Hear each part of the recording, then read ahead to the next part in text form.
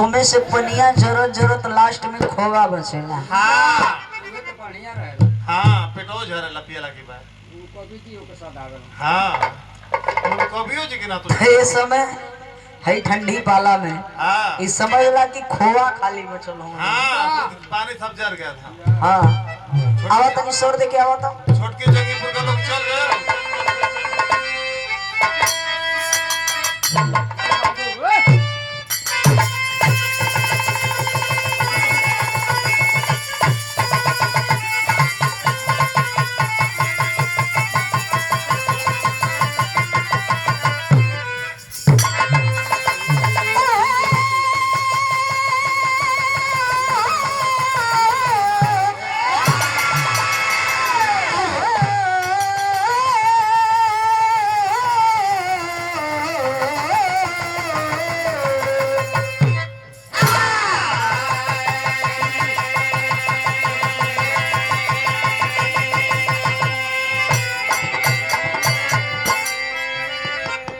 करते हैं।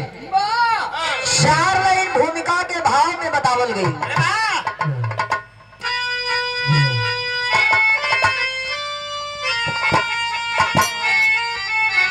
कहना है औरत जननी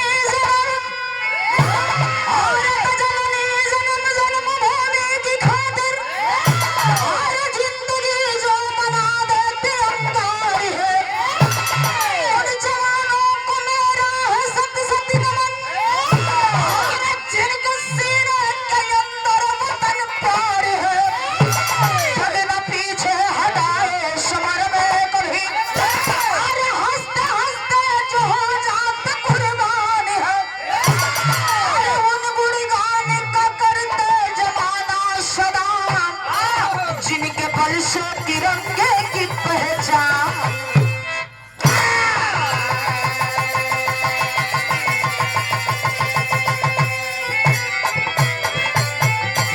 ऐसा हमारे महापुरुषों ने अपनी खून की आहुति देकर अपने खूनों से इस धरती माँ को सींच करके भारत माँ को सींच करके आजाद किए। लेकिन ऐसा हम कहना है बिरहा में एक थे कव्वाली का टुकड़ा लग गया मास्टर साहब। कैसे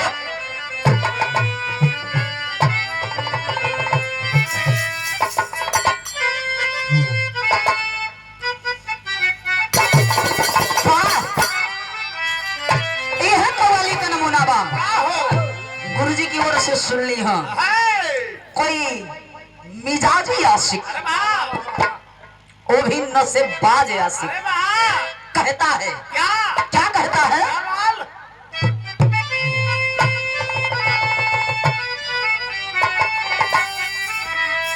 यही कहता है कि अरे आज पीने की अरे आज पीने की दावत है यार। शादी पर बैठ कर हम पिएंगे।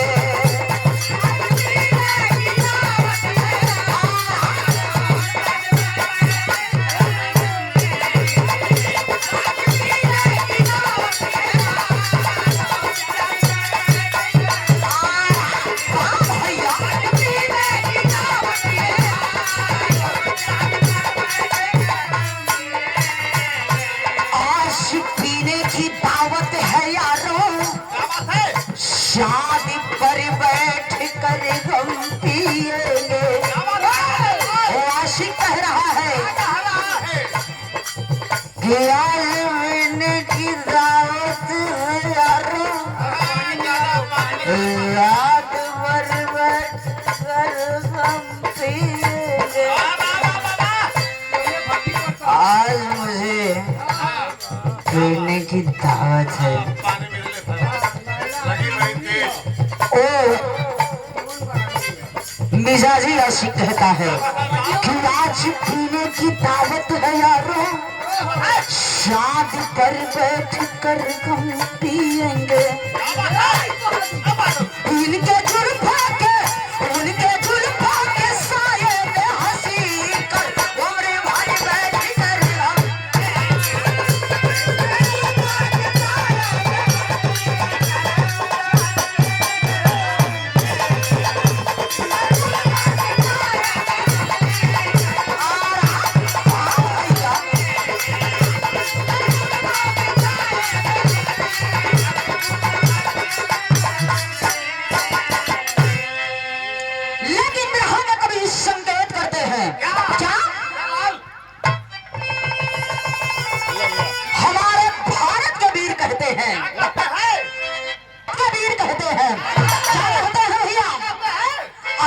सींच दो खून से इस चमन को, अरे सींच दो खून से इस चमन को, या चमन ये हमारा ही होगा।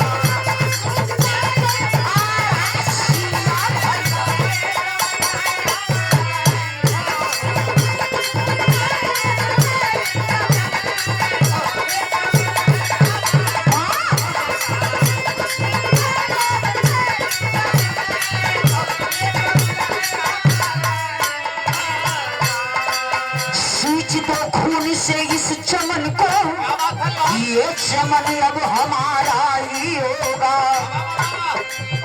क्या पता जन्म फिर इस धारा पर, क्या पता जन्म फिर इस धारा पर, यारो अपना तुम्हारा ही होगा। क्या पता जन्म फिर इस धारा पर।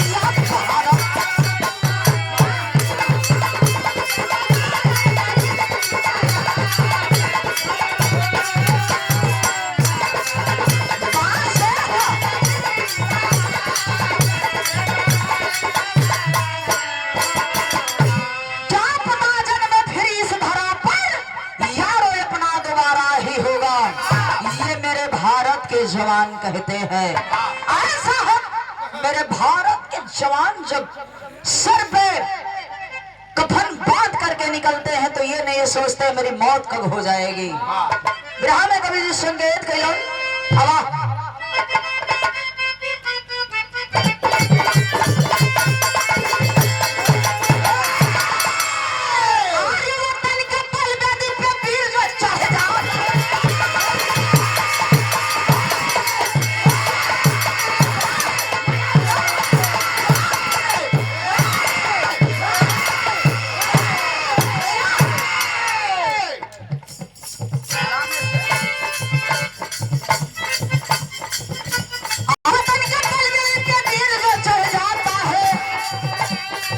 उसी का भारत जो भारत के काम में आता है।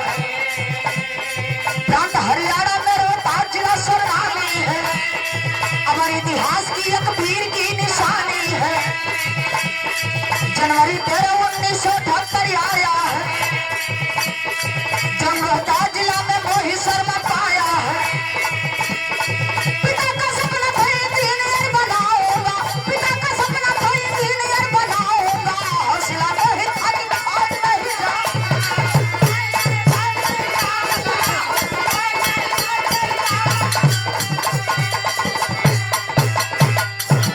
भैया कहानी के समझ ली। प्रांत हरियाणा में रोहतास जिला कर रहे वाला राजेंद्र शर्मा। भैया राजेंद्र शर्मा का दुल्हन का नाम बतावल गई सुशीला शर्मा।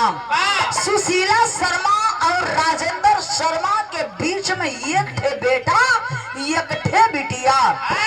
जौने बिटिया का नाम ममता बतावल गई, बेटवा का नाम मोहित शर्मा बतावल गई। बेटी बेटा दोनों पढ़ले में बहुत होनहार होन। बाबूजी सोच रहे बारन कि हम अपने बेटा मोहित के इंजीनियर बनाई। मन में सपना हो, दिल में ललसा हो। माई सोचे बाबू सोचे कि बिटिया बेटवा पढ़ लिख के कुछ लायक हो जाई। ए बाबू यह सपना लेके बिटिया बेटवन के पढ़ावत हुआ।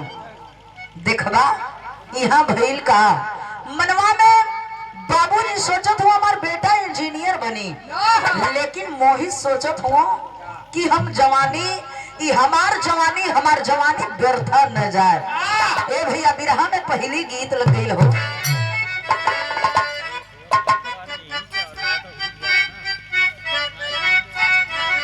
हाय ये गीतिया का लाइन हो। कोनो दुल्हन अपने दुल्हा से कहलस हो का कहे, अरे चाहे ना करोड़ रुपया अल्लाह की नाही लाख हो, आय कही चीज हुई अभी ना छूछ बात ना हो। अरे ले ले हमर के अरे निसनिए बाला,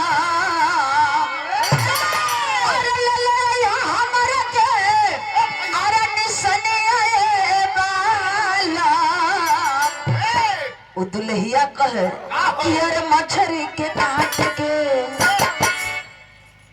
अरे मछरी के काट के ना दुनिया रे बाला।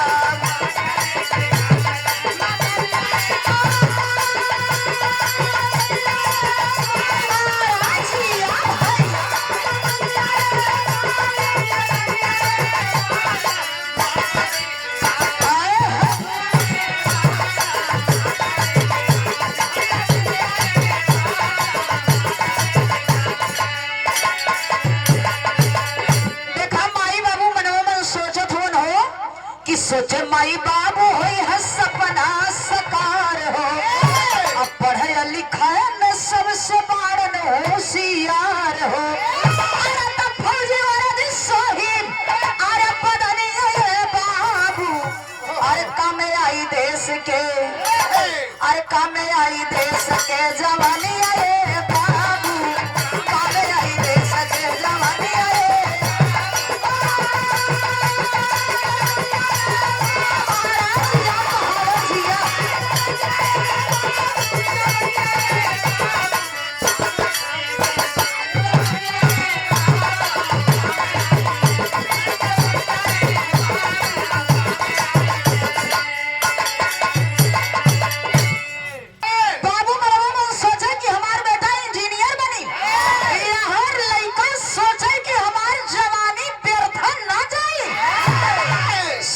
कि हम देश का रक्षा करब, सीमा का जवान बनब। लेकिन ए बाबू तबले भइल का बाबू का सपना हो यह लड़का सोचा था कि हम अपने मन से चल जाई तब बाबू का तौहीनी हुई। देखबा सोचत हो बाबू का सपना साकार कर दे। तबले देखा कैलन ह का चिर बनल इंजीनियर त लागे नाही मनवा, भर्ती हो गई लचाक फौजदार।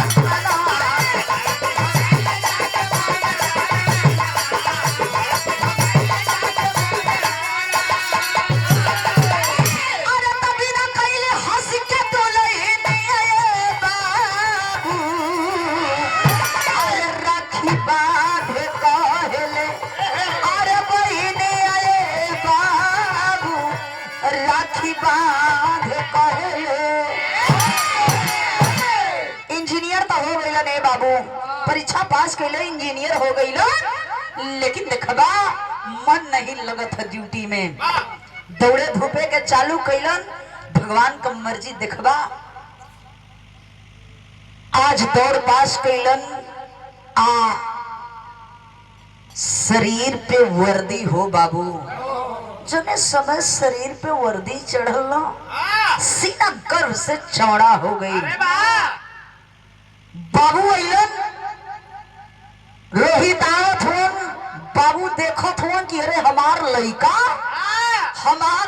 इता लगत है कि फौज में हो गई का, लेकिन आंख पे बुझाइल की पर्दा पड़ल है। बाबू सोचत हो हमार लड़का तो इंजीनियर है। ए बाबू पारे सीमा का जवान आखिरत में देखे पहला ड्यूटी लागल हो। जब पहला ड्यूटी लागल न बाबू, पहला ड्यूटी बदे चलल हुआ, दुल्हन हंस के विदा कैली। सैया जात हुआ तो जा, अपने मन का ड्यूटी कैला। इंजीनियर रहला तो तुहार मन ना लगत रहल, तू सीमा का जवान हो गईला तो जात हुआ तो जा, लेकिन सरहद पे पीठ मत दिखाई के। यहाँ दुल्हनिया तो विदा कैली है बाबू, जने समय दुल्हन विदा कैली दरवाजे पे बहनी भेटाई गई। दरवाजा पे बहनी खड़ा बाड़ी, थाली में राखी सजाई के कली भैया कलाई हमरे आगे करा, तोरे हाथ में राखी सजाई, और तोहरे हाथ में राखी का सजाई जानत हुआ, राखी बांधत बड़ी बहिनी। भैया कहो कि बहिनी तो की राखी का बनाई का चाहिए। कली भैया सरहद पे जात हुआ तो राखी का बनाई, खाली हमके 2-4 गो चीज दे दा। कला रे पगली, तू बहिन बारू, तोहार रक्षा करे के जीवन का हम सौगंध खैले हैं कि जबले जियब तबले तोहार रक्षा करब। मांग ले पगली, मांग ले। दिहला चाहत हुआ भैया, खाली भैया हमके बहुत कुछ ना चाहिए, चाहिए तो खाली पहला मांगन यह कि बाबू का पगड़ी कबो झुके ना। दूसरा मांगन जानत हुआ भैया कि माई का दूध का लाज बचैहा। कल तक तीसर को मांग ले, कल तीसर का भैया देहाला चाहत हवा तई जोन भौजी मांग में सिंदूर सजोले भरी ना, ये सिंदूर कल्लाली कभी ना जाए।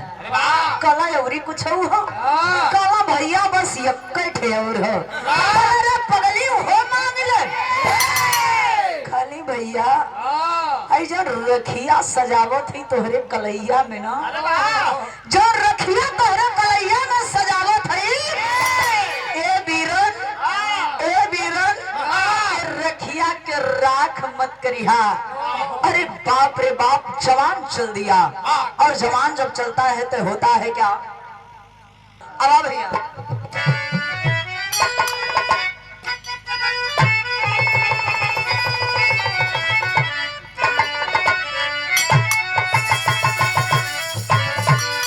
ये दिखाई है कि दिया का लाइन में हमारे गुरुजी बतावेलन कि हमनी के जब अपनी जवानी के आलम में गावत रहली तो उमज के जब गाई तो सुतवैया लोग उमज के बैठ जाए। अब हिनो कोनो कम थोड़ी है। हाँ तब का अब हिन ले तो देखा ई गुरु लोग के जमाने का गीत हो। लोग बताओ ऐसे हम देखले तो ना रहली, सामने से ना सुनले रहली लोग, लेकिन बताओ कि रामदेव गुरु जब अपनी जवानी के आलम में उमज के गवा है। दादा हो दादा कैसे आवता कैसे हो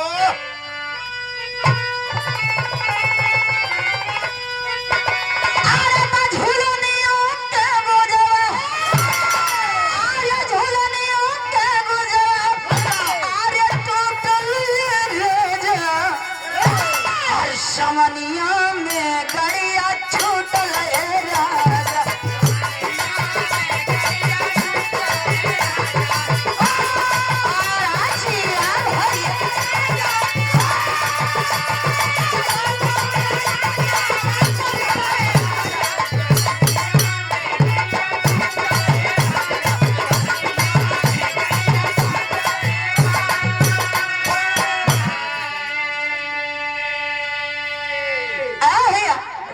दुनिया के देखवा तनी सा हम चेंज कर देली आई जमाना के देखते हुए कि अरे भाई लकल आई चूड़ी ए राजा जी अरे भाई लकल आई चूड़ी अरे फूट रोजे आ कमरे से सड़िया छूट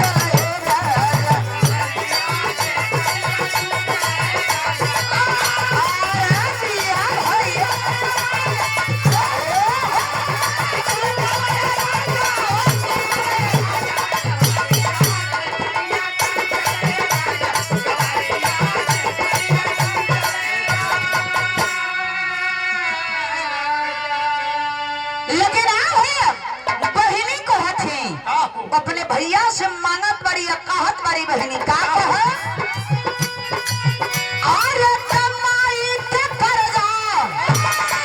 भैया पहली बात सुन लो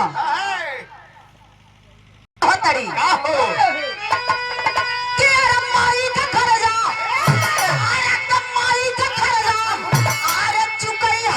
भैया समर में पिठिया ना दे भैया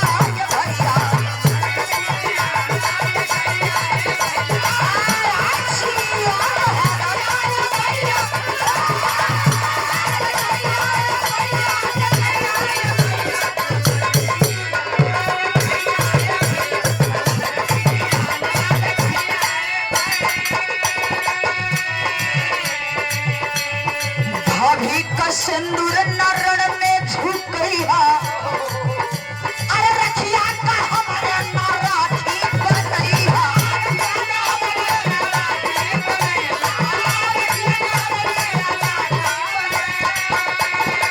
अरे बाबू का पगड़ी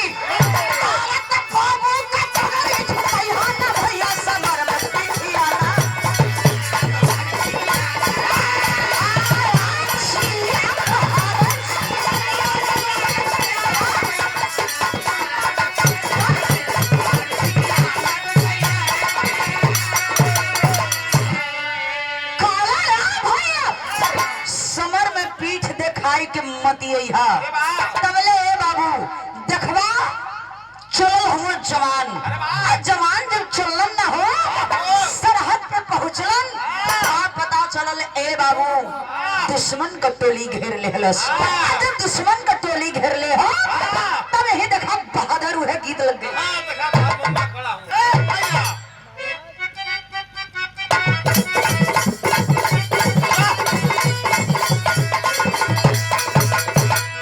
अरे पूरी उम्र कुमर लचकनिया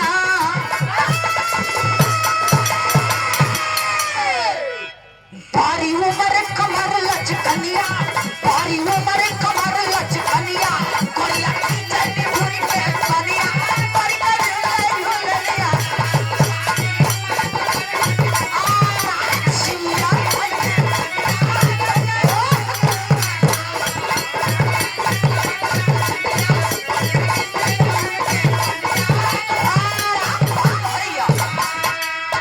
लेकिन मेरा सुनने वाले साथी गौर करेंगे होता है क्या अरे सन सन चल गोली सरहद के सन सन चल गोली सरहद के तारे मामा हो जवाना बाहर खाइले यलाना सीधा बाहर छिए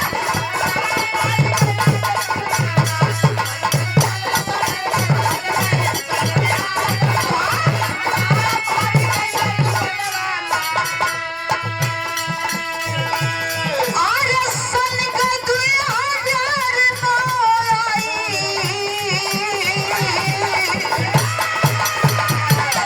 रतिया 3 मार्च का भाई हिंदू मुजाहिदीन की टोली छिपके लगी चलाने गोली लेके बम गोला कर जलवा मारा ताना हो जवाना भारी कैले यलाना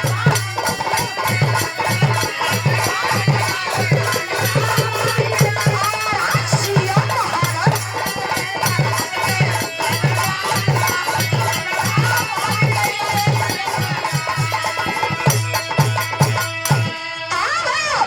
दुश्मन चारों ओर से घेर लिहलन तड़तड़ तड़तड़ तड़तड़ तड़तड़ गोली चले लागल ऐसा आखिर हमारे जवान घिरा जाते हैं जवान सोचने लगे कि कैसे क्या करें ए बाबू कुछ दुश्मन के तो मार के गिरौलन ए बाबू लेकिन गोली चलाते चलाते हमारे जवानों की कुछ गोली खत्म हो गई ऐसा वही में मोहित शर्मा घेराई गईलन अच्छा मोहित शर्मा घेराई गईलन तब देखबा भइल का यहाँ बिरहा के शैली में बतावे के पड़ल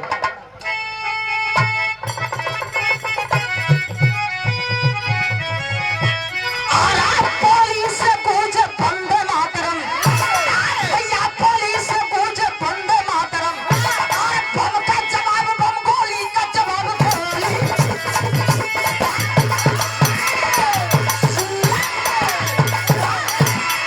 भैया आखिरत में बम चलने लगा गोलियां खत्म हो गई साहब तब तक होता है क्या बिरहा में वह माता बहन वाले गीत लगे भैया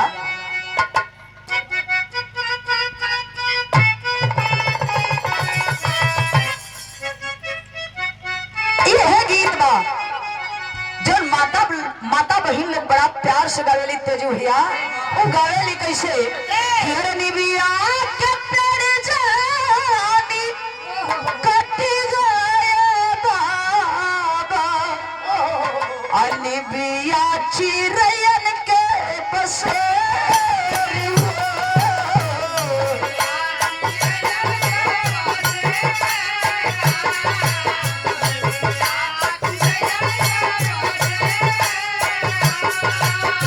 बिया के पेड़ जानी कटी गए बाबा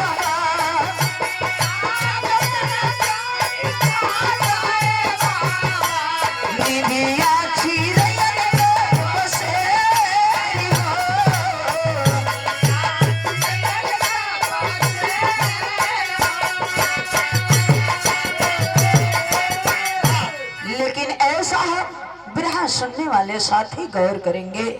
आखिरत में हमारे भारत का जवान घेरा गइल नहीं बाबू भइल का।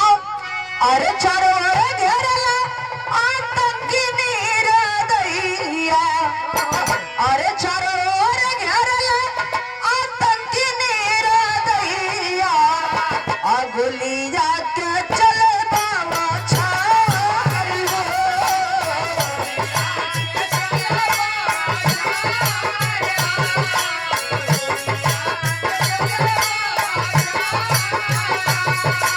चारों ओर घेरला आतंकी निरदैया, चारों ओर घेरला आतंकी निरदैया, गोलियां के चले बाबा छारी हो, गोलियां के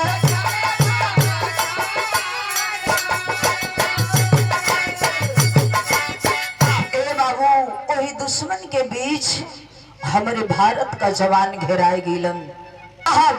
आखिर में घेराए गईलन तब देखी भइल का। तब वो मोहित शर्मा नाही पीछे आटवल, आके तनाया आतंकियन के मार के गिरावल।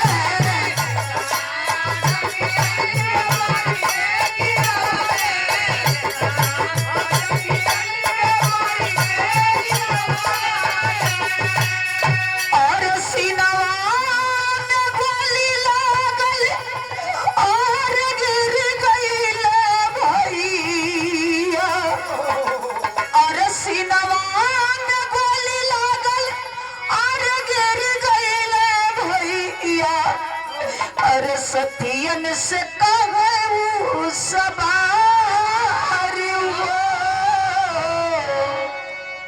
ऐसा आखिरत में एक गोली सनसनाती हुई आती है, साहब सीना को पार कर गई।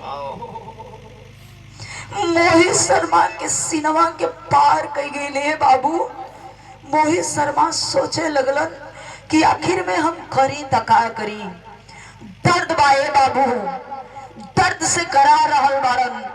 कुछ देर के बाद आतंकी वहां से जब भागते हैं तब तक हमारे जवानों की नजर पड़ती है।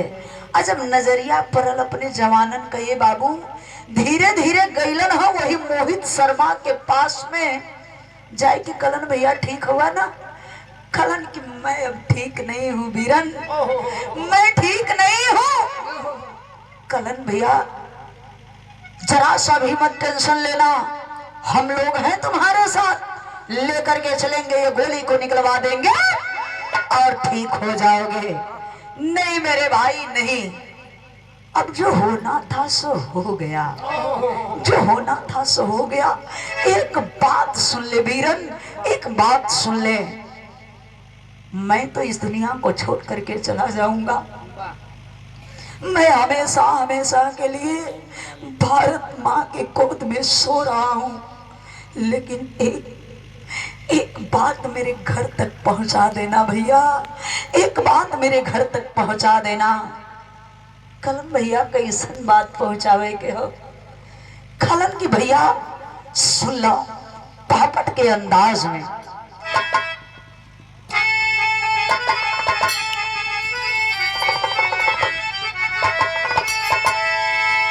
अरे कफन खोली,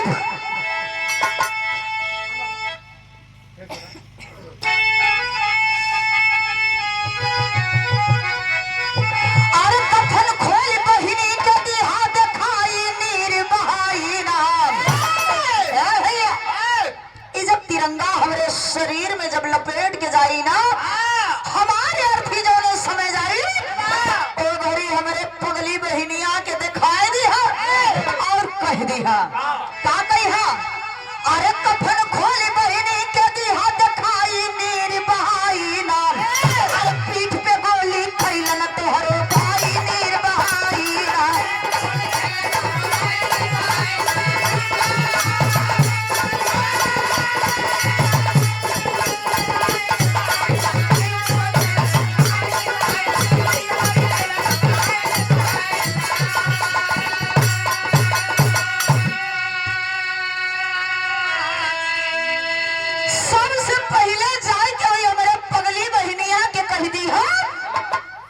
कफन के हटाए के, तिरंगा के हटाए के देख ले ही एकर भाई सीना में गोली खैले हो कि पीठ में गोली खैले हो। और पगली बहनिया से बता दे कि पीठ में नहीं, तार भाई सीना में गोली खैले हो। दूसर की बात कह दिया। कौन दूसर की बात कही हा?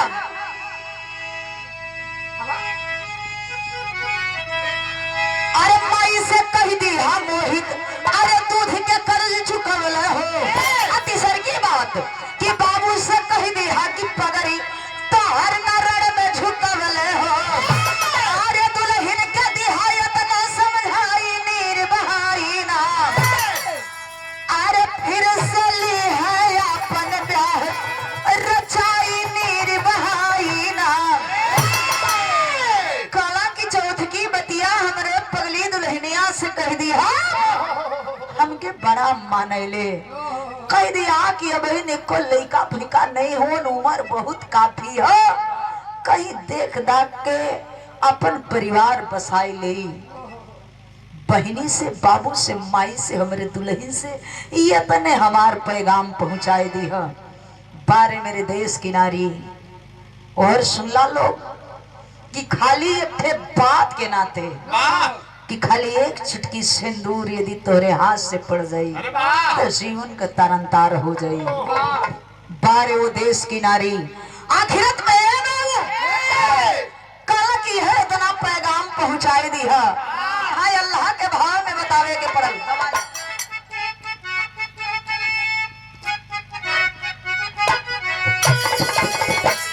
अरे हो जाला शहीद, अरे हो जाला शहीद जेकर सीमा पर सुगनवाए बाबू।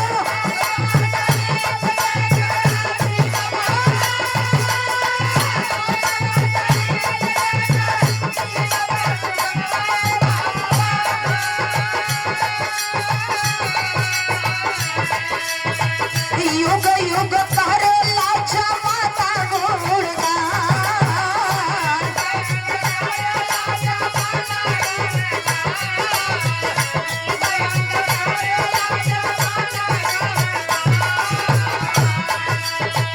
बड़े भाग मिले लाठी रंग के कफनवाए बाबू।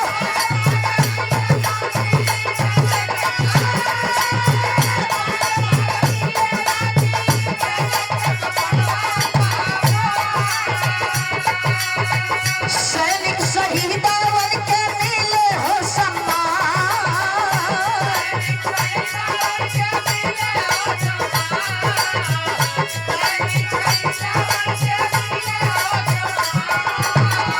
ताबूत में बात होके आइए जा बलसिया ये भैया।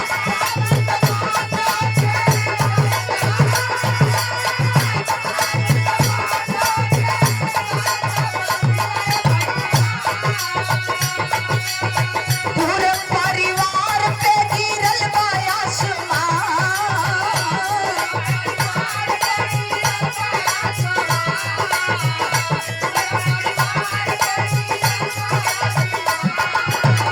बाबू रोवे सजली बेटा कांधे पर उठाई बाबा।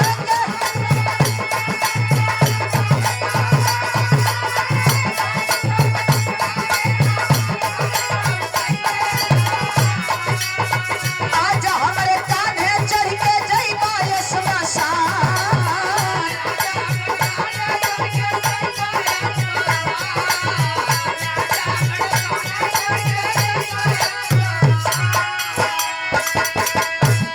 ए भैया, लोगों को पता चल गया कि मोहित शर्मा शहीद हो गया। ऐसा है उस शहीद की लाश जब दरवाजे पर आती है मानो पैरे तले जमीन ही खिसक गया। इतनी लोगों की भीड़ लगी, ऐसा है इतनी लोगों की भीड़ लगी हनी सरसों फेंकने की जगह नहीं रह गई। आखिरत में बाबू रोत होन और माई रोत बड़ी, बहनिया रोत बड़ी। बहनी से लोग कहत होन कि तोहार भैया हई बात कहलन, ए बाबू तबले वो दुल्हन जाए के दौड़ के वो जवान एक जवान खड़ा रहा, जाई के पैरवा पकड़ के छान लिए कली भैया हमार पति रहलन, अपने माई बदे कहलन, बाबुओ बदे कहलन, बहन बदे भी कहलन, लेकिन हमार स्वामी हमारा खातिर का कहलन। कहले कि भैया हमार पति हमारा बदे का कहलन। कहलन तुहार पति बहन तुम्हारा पति तुम्हारे लिए ये कहा है कि अभी तुम्हारी उम्र बहुत काफी लंबी है, अपना घर बसा लेना। अरे बाप रे बाप, ये तने बतिया सुन के गली सैया हमारे खातिर कहबो कैला तो ऐसन कुछ कहला कि सुन के कलेजा फट गई। हमरे संगे अग्नि के साक्षी मान के, लोगन के साक्षी मान के 7 फेरा के संगे संगे क्रिया कसम खैला कि 7 जन्म साथ दे, लेकिन पहले जन्म में धोखा दे के चल गईला। गईबो कैला तो ऐसन बात कह के गईला, तू तो अपन वादा तोड़ दिहला, तू अपन वादा तोड़ दिहला, लेकिन हम अपने वादा पे अटल रहब, हम अपने वादा पे अटल रहब। बार बार मेरे देश की नारी एक बात कहती है, क्या खड़ी गिरना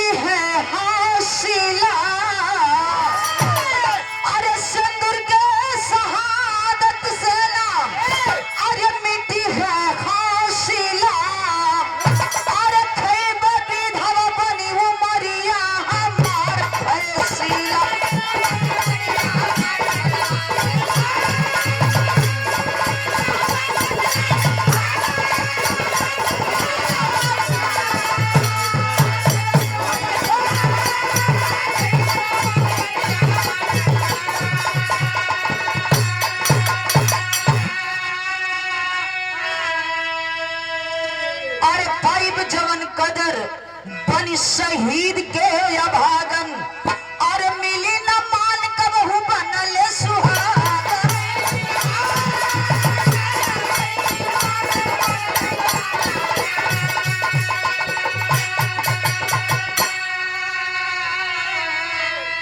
अरे दफन हो गई सीने में, अरे सुरनामी जल जला, अरे थे विधवा बनी उमरिया हमार भैंस।